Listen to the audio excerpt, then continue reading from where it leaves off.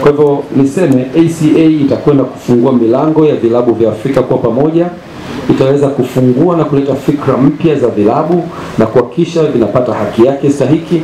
Lakini nitoe habari nzuri, jana tulikuwa na mkutano wa bodi wa ACA na tumeweza kupitisha usajili wa vilabu. Kwa hiyo fomu ziko tayari kwa vilabu vyote ambavyo viko Tanzania na Afrika kwa ujumla kuanza kuwa wanachama wa ACA. Fomu ziko tayari. Ada ya usajili ni $1,000 kwa mwaka. Klabu italipa $1,000, itakuwa mwanachama wa ACA, na kuna maslahi makubwa ya vilabu kuwa sehemu ya umoja huo.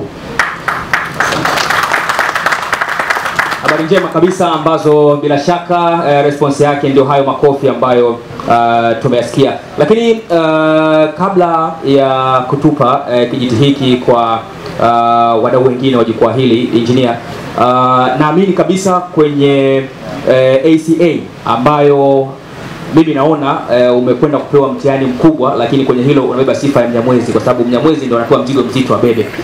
Ni kwa mara ya kwanza kabisa taasisi hii inatengenezwa, lakini unakwenda kukabidhiwa jukumu hilo la kuwa mwenyekiti wa taasisi ambayo imetengenezwa kwa mara ya kwanza, na majukumu hayo mazito ambayo kwa maono yako umeweza kuyaleta. Kwenye kila jambo ambalo unaliendea kuna vitu ambavyo unatakiwa kuvimaintain, lakini vipo ambavyo unatakiwa kuviondosha kwa maana umeona havina tija, lakini pia kuna vitu vipi ambavyo vinatakiwa kuletwa. Kwenye haya maeneo matatu ndani ya ACA, ni kipi kimefanyika kwa kiwango kikubwa chini ya uongozi wako kama mwenyekiti? Kwanza nianze kwa kumshukuru mwenyekiti wa rais wa Football Association ya Afrika, Dr. Motsepe. Amefungua mlango ambao umefungwa kwa miaka mingi sana.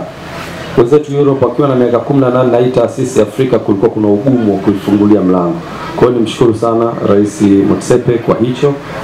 Na sisi tumepambana kwa namna zetu kuhakikisha tunakuwa established.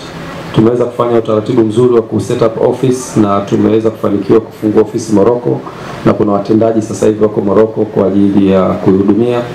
Lakini yako mambo kadhaa ambayo tunafanya. Moja ni kusimamia kitu kinachoitwa Solidarity Fee. Vilabu vyetu vya Tanzania ambao vinashiriki CAF Confederation na Champions League na vilabu vyote vya Afrika vinavyoshiriki mashindano haya, hatua ya preliminary round au hatua ya mzunguko, kulikuwa hakuna gharama zozote club zinapewa kama sehemu ya kusupport. Tumesimamia Solidarity Fee. Mwaka jana ilikuwa $50,000, mwaka huu ni $100,000, na vilabu vyote vinavyoshiriki mashindano hayo mwaka huu vimeshalipwa na malipo yamepitia ACA. Hivi tunavyozungumza, ACA ndio imeratibu malipo ya vilabu hivyo. Pesa zinatoka CAF lakini zinaratibiwa na ACA na vilabu vimeweza kufanikiwa kupata, which is the biggest milestone. Na bado tunaendelea kupush pesa hizo ziwe zaidi ya $100,000. Mwaka jana $50,000, mwaka huu $100,000, na tunaomba mwakani ziongezwe. La pili ni kushawishi kwa baadhi ya kanuni ambazo zimekuwa zikiathiri vilabu.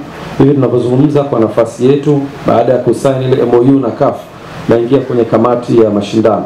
Kwa hiyo tuna nafasi ya kushauri